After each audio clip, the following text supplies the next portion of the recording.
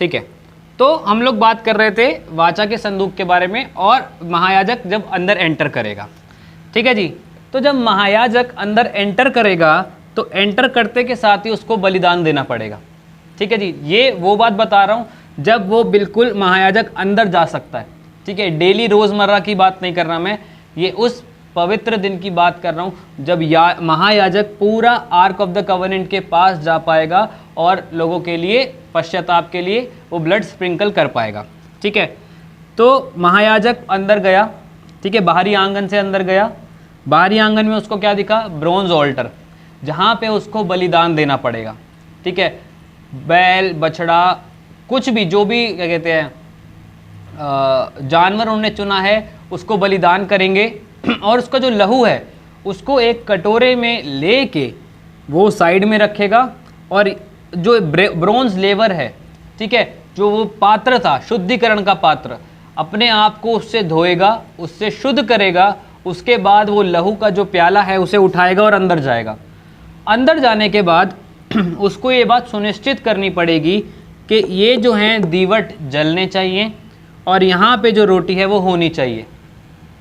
ठीक है, ये सब होने के बाद यहाँ पे ऑल्टर ऑफ इंसेंस, ये बहुत ही खास चीज़ है। ऑल्टर ऑफ इंसेंस, प्रभु का वचन एक बात को बताता है। अगर हम मूसा के समय बात को पढ़े तो प्रभु ने जब मूसा को दर्शन दिया पहली बार जलती झाड़ी में, मूसा ने प्रभु को बोला कि प्रभु मैं तुझे देखना चाहता हूँ, यहोवा मैं तुझे देखना चाहता हूँ। तो क्या कहते खुदा ने बोला कि तू मेरा दर्शन नहीं कर सकता, अगर तू मेरा दर्शन करेगा तो मर जाएगा। क्यों? क्योंकि वो तेज ही इतना होगा कि तू मुझे नहीं देख पाएगा। लेकिन फिर भी अगर तू इतना इंसिस्ट कर रहा है तो मैं सिर्फ तुझे अपने पीठ की झलक दिखाऊंगा।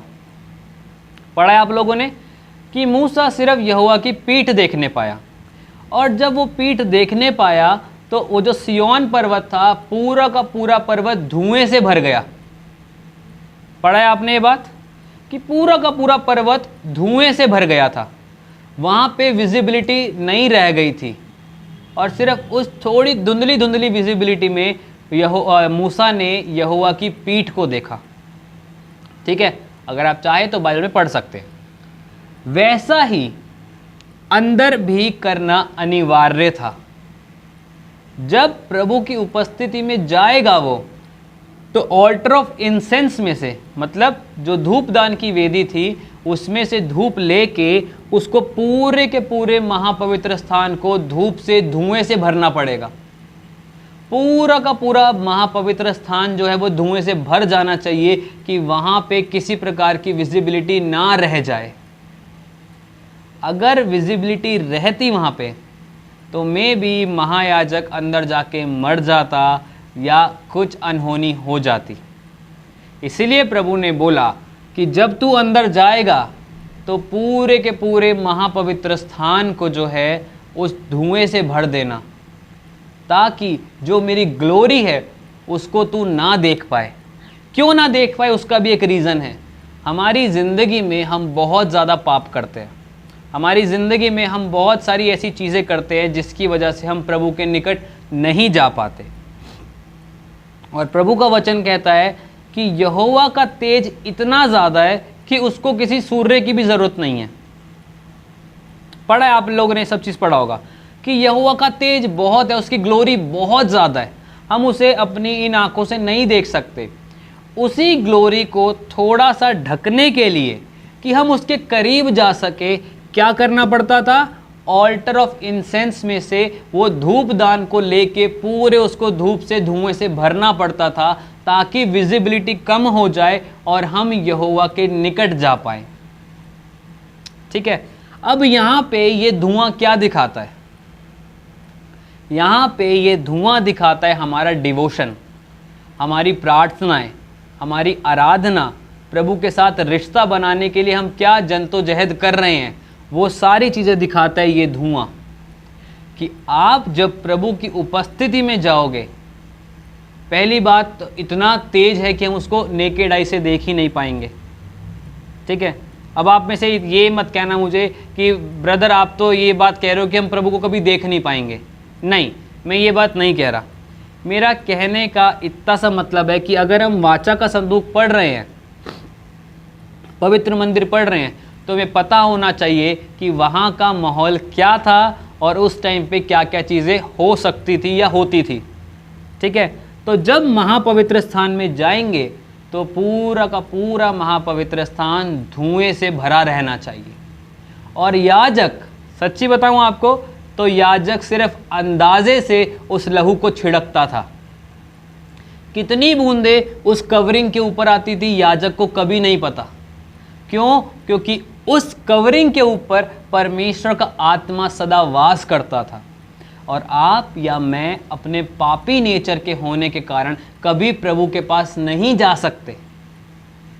पता है आपको ये बात कि अगर हम पापी हैं तो हम कभी प्रभु के पास नहीं जा सकते। अपने पाप को लेके हम प्रभु के पास नहीं जा सकते अनटिल अनलेस हम यीशु के लहू से धुले ना हो। जब हम यीशु के लहू से धुल जाएंगे तो हमारे पास फ्री होल्ड है कि हम उसके पास जा सकते हैं। लेकिन जब तक यीशु के लहू से नहीं धुलें, हमारे पापों को चलते हुए हम उसके पास नहीं जा सकते। वैसे ही हमारी जो प्रार्थनाएं हैं, हमारा डिवोशन जो है, वो उसकी पवित्र उपस्थिति में उस धुएं का काम करता है कि जो हमें उसके पास लेके जा सकता है। इसीलिए बोलते हैं प्रार्थना करो, इसलिए बोलते हैं वचन पढ़ो, इसलिए बोलते हैं आराधना करो, ताकि तुम प्रभु के और निकट पहुंच सको। प्रभु के पास पहुंचने का एक तरीका है, ऐसे नहीं मूड है हाँ भाई मैं आ गया। God is the God of order. हमारा परमेश्वर ऑर्डर को मेंटेन करके रखने वाला परमेश्वर है कि तुम कुछ भी करो डिसिप्लिन में होके करो, ऑर्डर में होके करो। ये ऑर्डर था उस महापवित्र स्थान में जाने का कि प्रभु की उपस्थिति। आपने एक गाना सुना है, आगे कहते हैं प्रस्तिष्ठ का धुआं पहुँचे तेरे नथनों में, प्रस्तिष्ठ की माला लाएं तेरे कानों में, यहोवा एलोहीम। सुना है किसी ने? है ना? इतना सुंदर, इतना मीनिंगफुल सॉन्ग है। और सच्ची बताऊं, जब मैं इसको पढ़ रहा था, जब प्रभु ने मुझे प्रकाशन दिया, तब मुझे रियलाइज़ हुआ कि उस धुएं की क्या ज़रूरत है उसके अंदर। अभी तक जो हमें पढ़ाया जाता था, हम यही पढ़ते थे कि खाली पवित्र स्थान में ये जो धूपदान था इसको रखा जाता था, लेकिन इसका मेन काम यही था कि इसको महापवित्र स्थान के पास इसलिए रखा जाता था कि जब कोई महायाजक उसके अंदर एंटर करे तो थोड़ा सा उसका जो धुआं है वो पूरा उसके अंदर जा सके और वो पूरी जगह धुएं से भर जाए और महायाजक प्रभु के समीप जाके अपने प्रायश्चित के लिए, इजरायली कौम के प्रायश्चित के लिए उस लहू का छिड़काव कर सके। यहाँ से महायाजक पूरा उसको धुएं से भर देगा। भरने के बाद जब महायाजक अंदर जाता था तो उसके कमर में एक बेल्ट बंधी होती थी और उस बेल्ट के अंदर और उसके जो कॉस्ट्यूम था उसके नीचे घुंघरू लगे होते थे कि जब जब वो चलेगा वहाँ पे घुंघरू बजेंगे, घुंघरू की आवाज़ आएगी, हमें पता चलता रहेगा कि महायाजक जिंदा है। और अगर महायाजक ने कोई गलती करी या महायाजक अपने आप को सही तरीके से पवित्र करके अंदर नहीं गया तो वो मार दिया जाता था। प्रभु की उपस्थिति में अगर पाप को लेके गए तो वो मर जाता था। कितने महायाजक मरे हैं, ठीक है? तो ये मत सोचना कि हर बार वो सबके सब अंदर पहुंच जाते थे। बहुत से महायाजक मरे हैं और मरने के बाद किसी को अनुमति नहीं थी अंदर जाने की, 1 साल से पहले जा भी नहीं सकते, तो इसीलिए वो उस बेल्ट को खींचते थे और उसकी लाश को बाहर ले आते थे। ठीक है? तो जब महायाजक अंदर जाता था, सॉरी सिस्टर मैंने आपका क्वेश्चन पढ़ा नहीं।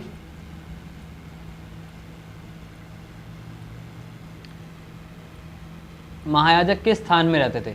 महायाजक अपने घर में ही रहते थे, लेकिन जब यहाँ पे आते थे, ठीक है, तो साल में महायाजक पूरा अंदर तक जाता था, लहू का छिड़काव करता था और बाहर आ जाता था। ठीक है, चलिए अब महायाजक अंदर पहुंच चुका है और अंदर पहुंचने के लिए महायाजक को एक खास तरीके की ड्रेस पहननी पड़ती थी, जिसमें एक तो मैंने आपको बताया कि उसके फ्रॉक के नीचे घुंघरू पहने होते चाहिए थे। दूसरा, नीले या बैंजनी कलर के पूरा का पूरा क्लॉथ पहनना पड़ता था उसके ऊपर सोने की एक ढाल होनी चाहिए थी और उस ढाल के ऊपर 12 पत्थर लगे होने चाहिए थे जो यहूदा के 12 गोत्र को दिखाते हैं, जो इज़राइल के 12 गोत्र को दिखाते हैं।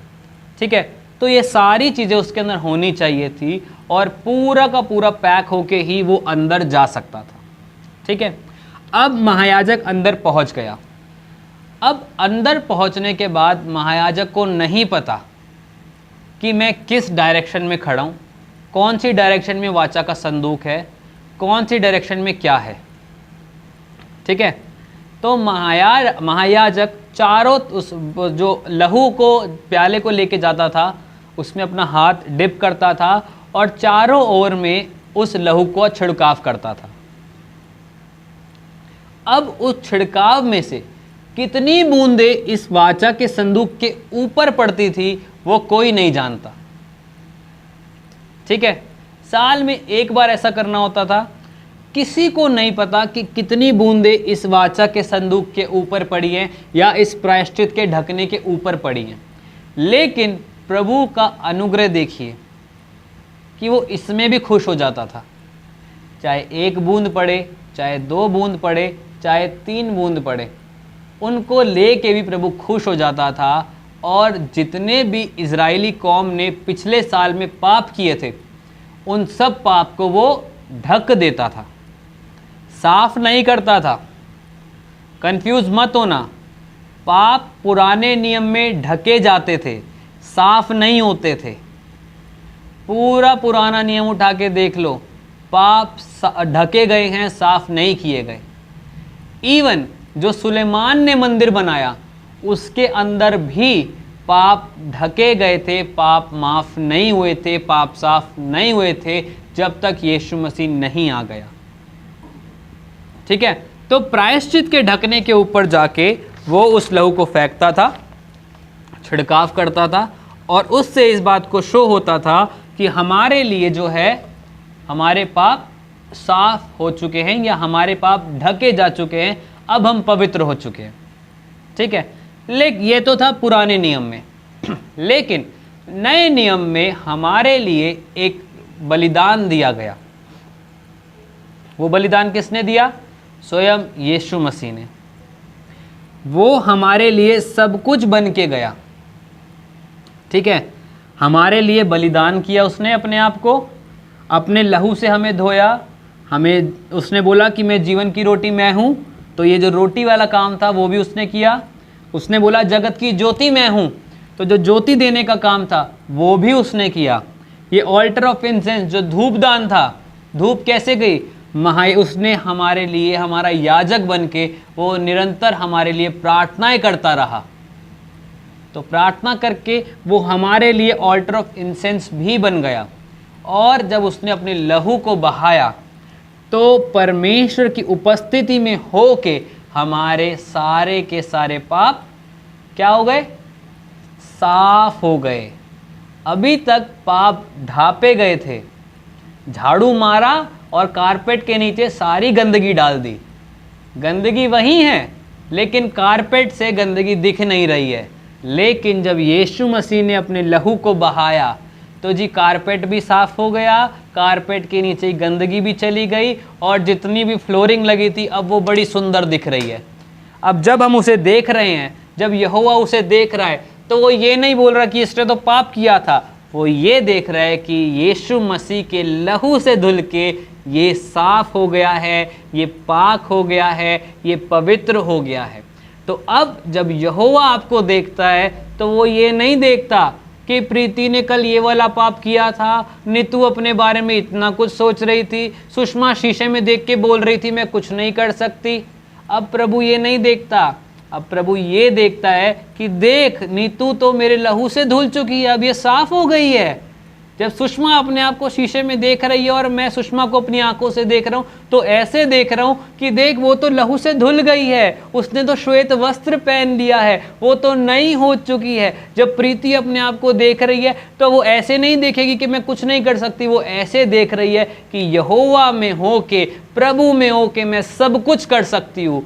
क्यों? क्योंकि मैं यीशु के लहू से धुल चुकी हूँ। और उसके लहू से धुलने के कारण अब मेरी जिंदगी पुरानी नहीं रही, अब मेरी जिंदगी नई हो चुकी है, अब मैं नई हो चुकी हूँ, अब मैं नई जनरेशन बन चुकी हूँ, मैं न्यू क्रिएशन बन चुकी हूँ। जैसे प्रभु का वचन कहता है, मसीह में हम सब नई सृष्टि हैं। तो आज से जब हम यीशु के लहू से धुल गए, उसने हमारे प्रायश्चित के लिए दाम दे दिया, अपने लहू को बहा दिया, तो अब हम नई सृष्टि बन चुके हैं। अब हम पुराने नहीं रहे जैसे हम थे, अब हम नए हो चुके हैं। मेरे साथ एक वचन निकालिए, रोमियो 3 उसका 24 और 25।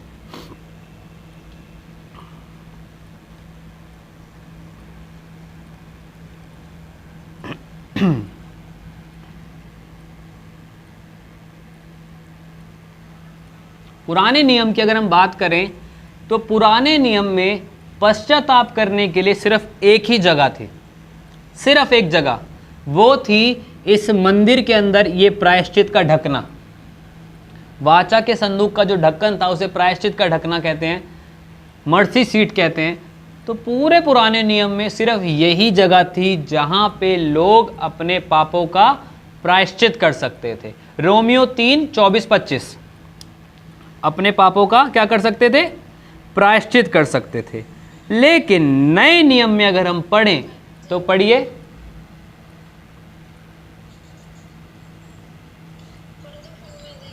हाँ जी, हाँ जी, पढ़िए।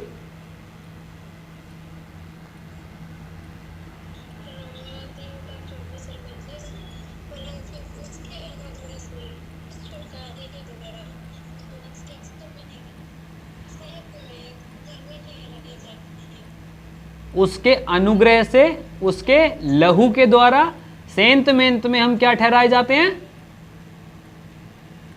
धर्मी ठहराए जाते हैं। क्या आपको धर्मी बनाने के लिए आपने कुछ किया? क्या आप कहीं गए, माथा टेका, उल्टे लटक गए, हाँ, ये खाने को छोड़ दिया, वो खाने को छोड़ दिया? क्या आपने कुछ किया?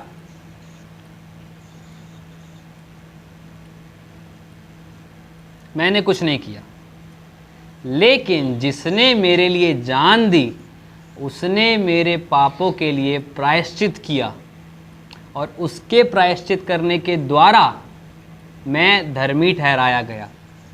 उस प्रायश्चित के ढकने के ऊपर जब उसने अपने लहू का छिड़काव किया, जब वो मेरे लिए वो सैक्रिफाइस बन गया ताकि वो वध हो जाए लेकिन मैं बच सकूं, वो वध हो जाए, मेरे को ज़िंदगी मिल सके।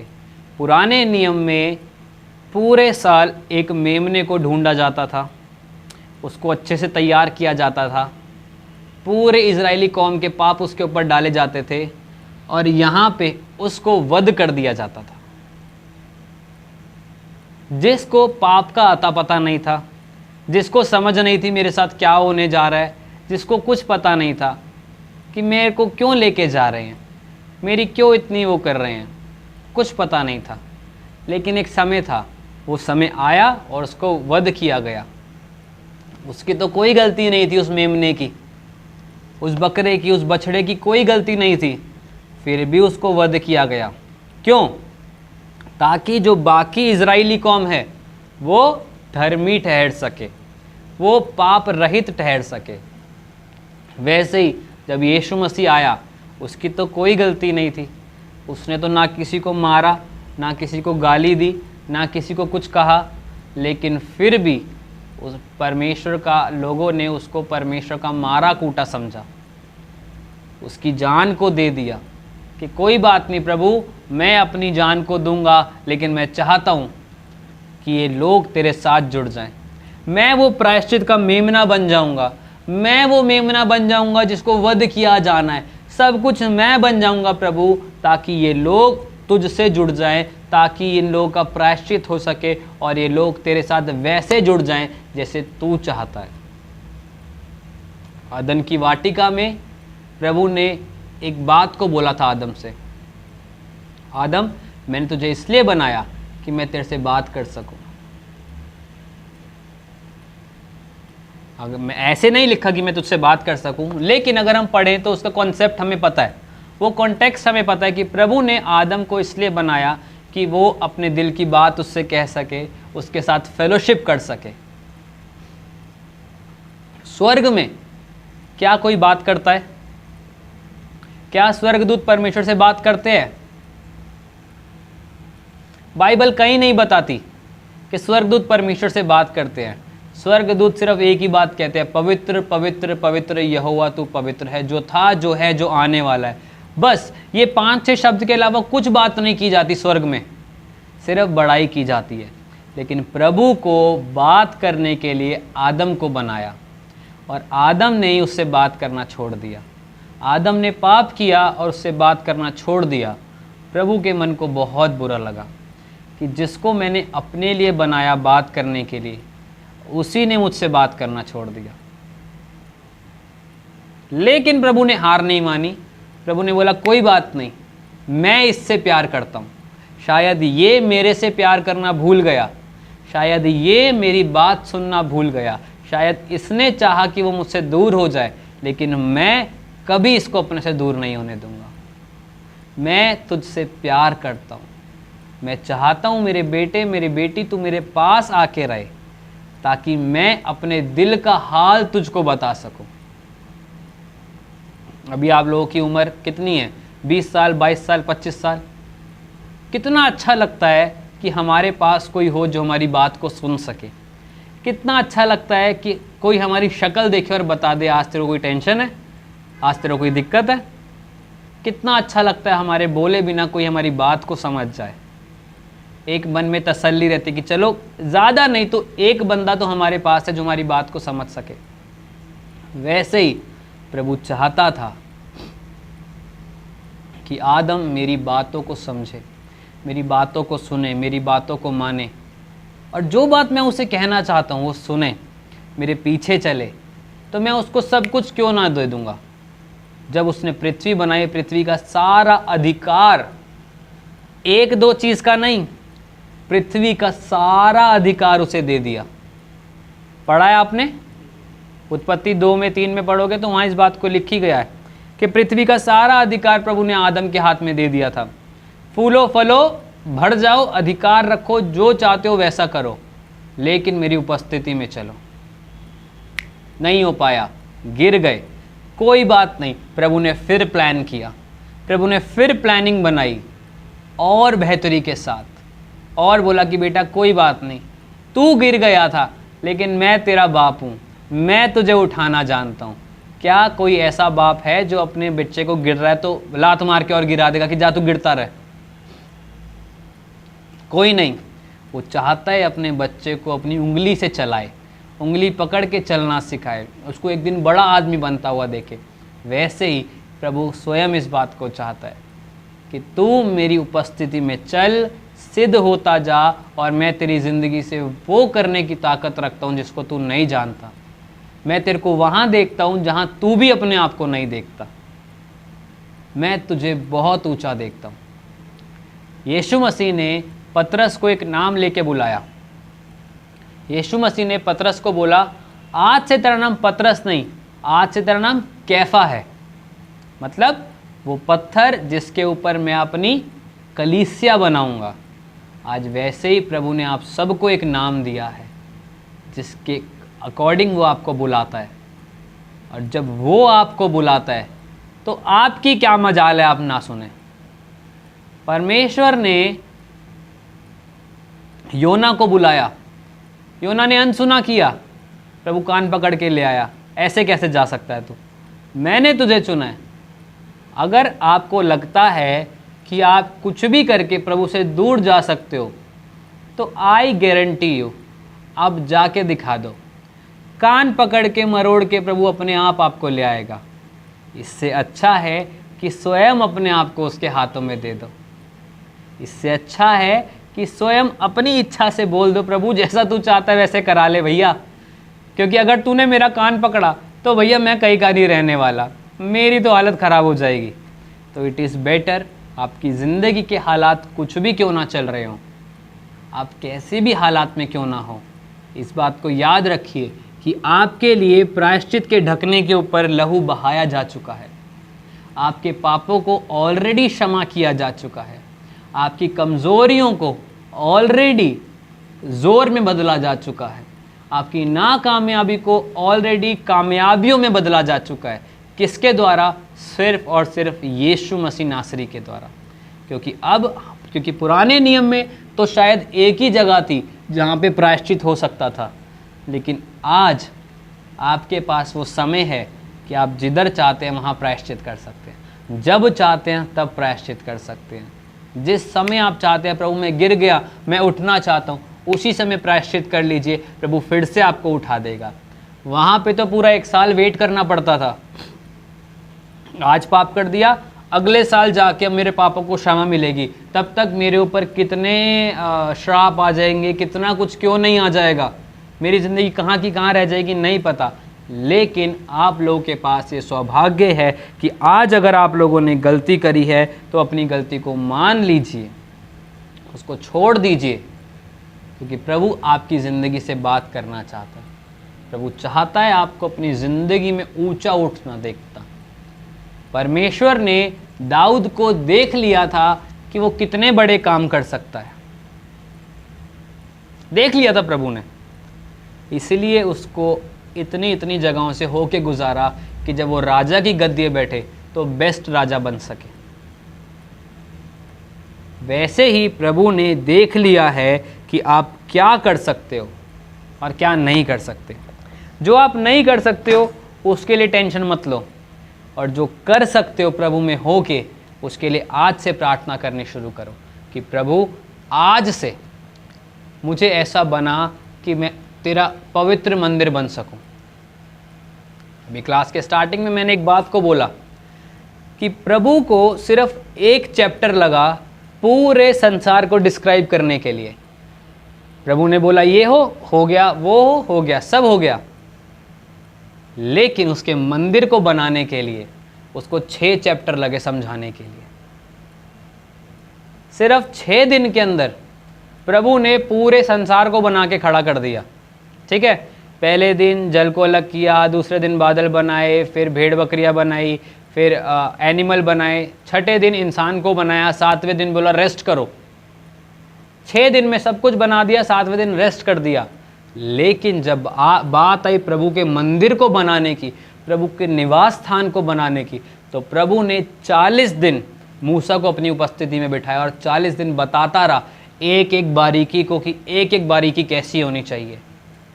ये तो वो मंदिर था जो सिर्फ बाहर से दिखता था, लेकिन आप और मैं वो मंदिर हैं जो चलते फिरते हैं।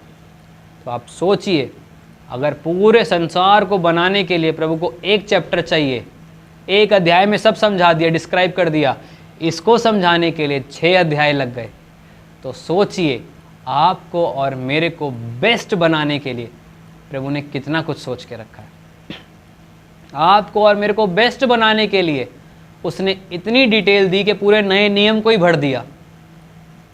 मेरे बेटे तू ये कर, मेरी बेटी तू वो कर, मेरी बेटी तू ऐसे बन, तू सिद्ध होता जा, तू पवित्र होता जा, तू ऐसे मत करियो, तू वैसे मत करियो। क्यों? क्योंकि मैं तुझे परफेक्ट देखना चाहता हूँ। मैं देखना चाहता हूँ कि तू कितने बड़े काम कर सकता है। मैं देखना चाहता हूँ। आज आप बोलिए प्रभु से कि प्रभु मैं देखना चाहता हूँ कि तू मेरी ज़िंदगी में किस तरीके से काम कर सकता है। तूने दाऊद की ज़िंदगी में काम किया, तू मुझ में भी कर सकता है। तूने हन्ना की ज़िंदगी में काम किया, तू मेरी ज़िंदगी में भी कर सकता है। तूने शमूएल की ज़िंदगी में काम किया, मेरी ज़िंदगी में भी कर सकता है। तूने रूत की ज़िंदगी में काम किया, तू मेरी ज़िंदगी में भी कर सकता है। प्रभु जब तू दूसरों की ज़िंदगियों में कर सकता है, तो प्रभु तू मेरी ज़िंदगी में क्यों नहीं करेगा? प्रभु तुझे करना पड़ेगा प्रभु, और तू कर, क्योंकि मैं देखना चाहता हूँ कि तू मुझे कहाँ देखता है। आज प्रभु आपके लिए एक विज़न देख चुका है कि आप कहाँ स्टैंड करते हैं। आज आपको लग रहा हो कि आप रूत की तरह मोआबिन बन के दूसरे देश से लाए गए हो। आपकी ज़िंदगी में कुछ भी अच्छा नहीं रहा, सब रिश्तेदार चले गए, जो आपको पालने वाला था वो भी चला गया, आप दूसरी जगह से लेकर आए गए हो। लेकिन रूत ने जब ओबीडियंस दिखाई, फेथफुलनेस को दिखाया, तो वहाँ के राजा की रानी बन के खड़ी हुई। समझ पा रहे हो मेरी बात को आप? एस्थर को क्या हुआ था?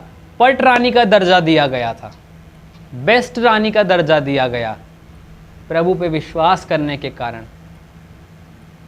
जो मुर्दकै पूरी जगह को खराब करने पर था, सॉरी दूसरा क्या कहते हैं, जो जन था वो पूरी जगह को खराब करने के लिए था, लेकिन एस्थर ने प्रार्थना करी, एस्थर ने उपवास रखवाया, पूरी प्रजा को बोला उपवास के साथ प्रार्थना करो, और एक एस्थर के विश्वास के द्वारा पूरा का पूरा राज्य बचाया गया। चाहे आपको लग रहा हो आप योना की तरह भाग रहे हो प्रभु से, प्रभु मेरे से नहीं होगा, प्रभु मुझे नहीं आता, मैं जीभ से अच्छा नहीं हूँ, मैं नहीं कर सकता, सिर्फ अलाउ कीजिए प्रभु, हाँ मैं करूँगा।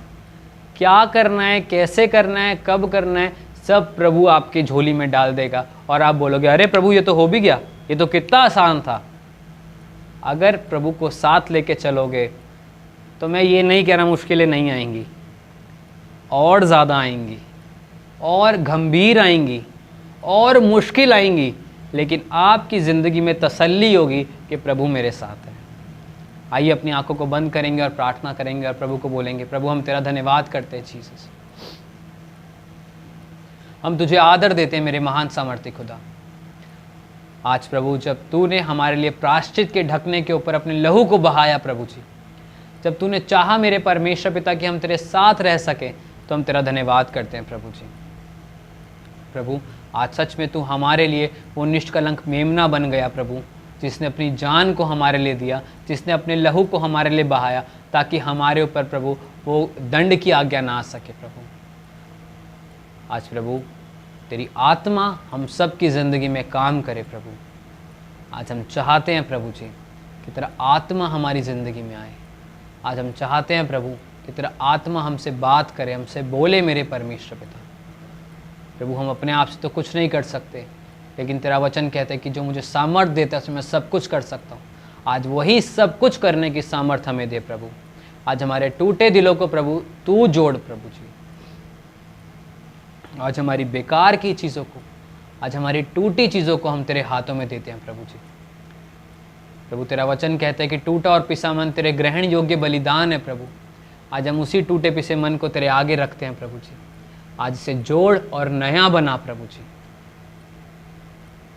प्रभु आज हम में से बहुतों के दिल टूटे हैं प्रभु जी, हम नहीं बोल पाते किसी से प्रभु कि हम क्या फील करते हैं, लेकिन हम चाहते हैं प्रभु कि तेरा आत्मा हम में वास करे।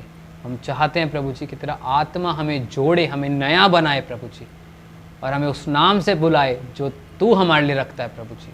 हम तेरा धन्यवाद करते हैं प्रभु, हर एक को तेरे आगे समर्पित करते हैं प्रभु जी। हर एक की तू सहायता और मदद करना प्रभु। हमारे संग साथ होने के लिए धन्यवाद करते हैं। जो हमने सीखा प्रभु जी उसको हम अपनी ज़िंदगी में अप्लाई करने पाएँ, इसके लिए धन्यवाद करते हैं। और हमारी संख्या को बढ़ाने के लिए धन्यवाद करते हैं प्रभु। तुझे महिमा देते हैं, तुझे आदर देते हैं, और इस प्रार्थना को यीशु के नाम से मांगते हैं, आमीन आमीन। एक छोटी सी बात बोल के मैं ख़त्म करूँगा। प्रभु एक बात को याद दिला रहा है, वही मैं दोबारा से उसी चीज़ को रिपीट कर रहा हूँ कि जापान में एक ट्रेडिशन है टूटी हुई चीज़ों का। कोई भी पात्र टूट जाता है उसको फेंकते नहीं हैं, उसको क्या करते हैं, एक स्पेशल तरीके की ग्लू लाके जो ग्लिटर से भरी होती है, बड़ी चमचमाती है, उसको लगाते हैं और उसको फिर से फिक्स कर देते हैं, और उसको जब सुखा के अपने घर में रखते हैं तो वो एक शो पीस बन जाता है। और जब लोग आके उसे देखते हैं तो इस चीज़ की सराहना नहीं करते कि ये टूटा था, बल्कि इस चीज़ की सराहना करते हैं कि इसको कितने प्यारे तरीके से जोड़ा गया है। वैसे ही आज प्रभु का आत्मा आप लोगों की ज़िंदगी के लिए इस बात को कह रहा है कि मत सोचना आप किस तरीके से टूटे हो, इस बात को याद रखना कि प्रभु ने आपको किस तरीके से जोड़ा है। क्योंकि आने वाले दिनों में कुछ ही समय में ऐसे लोग आपके पास आएंगे जो देखेंगे कि ये टूटी तो बहुत बुरी तरीके से थी, लेकिन जुड़ी उससे भी अच्छी तरीके से है, ये जुड़ा उससे भी अच्छी तरीके से है। जिन बातों से ये टूट रहा था, जिन बातों से ये टूट रही थी, जिन फील्ड्स में इसको बेकार जाना गया था, उन्हीं फील्ड्स में ये बेस्ट बन के खड़ी है, ये बेस्ट बन के खड़ा है। आप मार्क कर लीजिए इन वर्ड्स को कि आप ऐसे चमकेंगे अपनी ज़िंदगी में कि लोग बोलेंगे कि यार इनमें कुछ अलग हुआ है। ये बहुत गंदी तरीके से टूट गए थे, चकनाचूर हो गए थे, लेकिन प्रभु के प्यार ने, प्रभु के अनुग्रह ने इनको इस तरीके से जोड़ा है कि अब जब हम इन्हें देखते हैं तो भी ये पुराने जैसे नहीं रहते। जो एक्चुअल में ये थे अब ये वैसे नहीं हैं, अब ये और बेहतर दिखते हैं, अब ये और अच्छे दिखते हैं। क्यों?